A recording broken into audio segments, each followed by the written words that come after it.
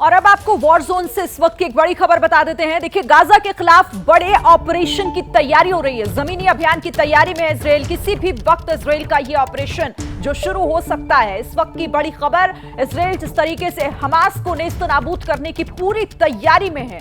इस वक्त की बड़ी खबर वॉर जोन से इसी से जुड़ी हुई कि गाजा के खिलाफ किस तरह से अब बड़ा ऑपरेशन करने को तैयार है इजराइल। जमीनी अभियान की तैयारी में है इजराइल। किसी भी वक्त इसे शुरू किया जा सकता है। तैयारी पूरी है, बस ऑर्डर्स का जो इंतजार है वो अब सैनिकों को है। तो इजराइल का ये ऑपरेशन किसी भी समय शुरू किया जा सकता है। जमीनी अभियान की तैयारी और इसको लेकर हमारे पास क्या जानकारी है, सबसे पहले आपको लिए चलते हैं हमारे डिफेंस एडिटर आशीष, जो ग्राउंड जीरो पर मौजूद हैं। आशीष, क्या इससे लेकर और डिटेल, मतलब अब जमीनी अभियान की तरफ बढ़ रहा है इजराइल?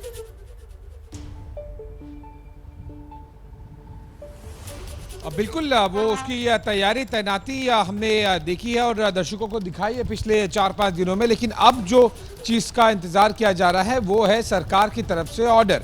और पिछले 3-4 दिनों में तो ये तैयारी और तैनाती दोनों ही एकदम पीक पर पहुंच गई है।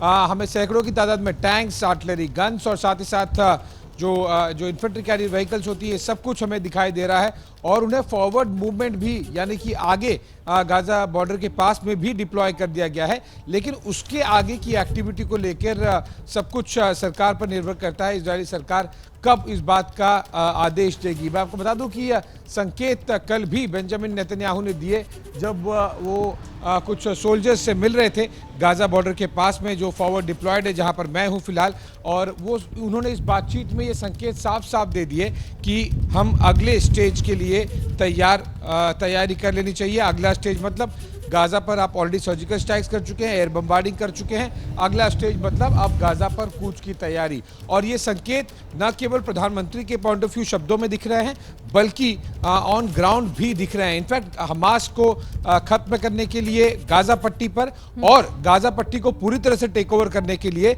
जितने सामान की जरूरत होती है, टैंक्स, आर्टिलरी गन्स और सैनिकों की, इजराइल के पास कम से कम 7 से 8 गुना उससे ज्यादा है। और मैं कुछ घंटों में टेक ओवर की बात कर रहा हूं, मैं कुछ दिनों में टेक ओवर की बात नहीं कर रहा। मुश्किल से अगर टैंक्स एक तरफ से दूसरी तरफ जाने लगेंगे तो 2-3 घंटे में मैक्सिमम गाजा पट्टी के एक तरफ से दूसरी तरफ टैंक्स इजराइल के निकल जाएंगे। लेकिन वो जो प्रोसेस है वो आसान नहीं होगा, 2 वजहों से। पहला, बहुत ज़्यादा माइंस, एंटी टैंक माइंस भी हमास ने बिछा कर रखी होंगी, तैयारी वो भी कर रहे होंगे। क्या उनके पास एंटी टैंक गाइडेड मिसाइल्स भी है, क्योंकि ईरान से काफ़ी कुछ सप्लाई करने की बात कही जा रही है हमास को।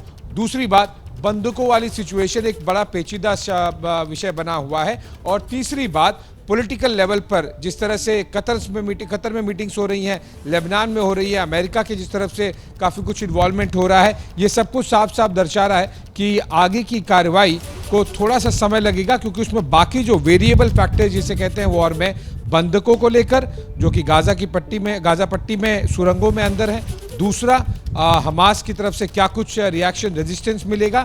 तीसरा, पॉलिटिकल लेवल पर क्या कुछ डिसीजन लिया जा रहा है। इन 3 वजहों से गाजा पर कूच में हमें देरी दिख रही है। अगर तैनाती और तैयारी की बात करें तो वो 4 दिनों से पूरी तरह से यहाँ पर है, और अब तो वो और भी ज्यादा पीक कर चुकी है। शिरीन, जैसे ही घड़ी का काटा दोपहर 2:30 पे आए, बबीता जी का दिल सास बहू साजिश के लिए मचल जाए। और ये है इनकी बहू, पूरे दिन ऑफिस की टेंशन हो जाए गॉन जब ये करें अपना फेवरेट शो फ्री टाइम पे ऑन। इनकी तरह आप भी देखिए अपना फेवरेट शो अपने टाइम पर और डाउनलोड कीजिए एबीपी लाइव ऐप अपने स्मार्ट टीवी पर।